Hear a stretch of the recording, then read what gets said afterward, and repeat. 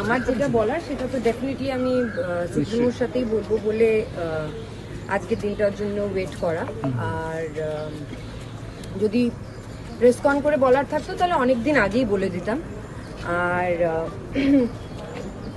আমার আর দিদি যে কথাটা হয়েছে, হ্যাঁ মানে আমি কিছু নিউজ দেখছিলাম, সেই নিউজে বলছিল যে আমি আমার পরবর্তী টিকিট পাকা করার জন্য এটা করছি। বাট এটা অনেকের, আমি জানি না কেন এটা অনেকের মানতে ডিফিকাল্ট হয় যে অনেকে হয়তো পলিটিক্সটাকে, মানে পলিটিক্সটা আমার জন্য না, আমি এটা বিশ্বাস করি।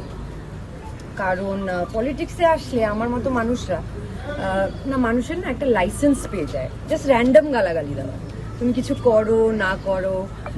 আর মিমি চক্রবর্তী এমন একটা মানুষ, আপনারা সবাই আছেন এখানে সাক্ষী, যদি আমি কিছু খারাপ কাজ করতাম, যদি আমি কিছু, আমি তো এগুলো আমি কোনোদিন প্রচার করিনি বলে হয়তো আপনারা জানেন না। তাই জন্যই আমার পলিটিক্সটা না করার আরেকটা কারণ হলো, কারণ কি আমি পলিটিক্সটা বুঝতে পারি না। আমি আগে শুনেছি যে নেকি কার দরিয়া মে ডাল,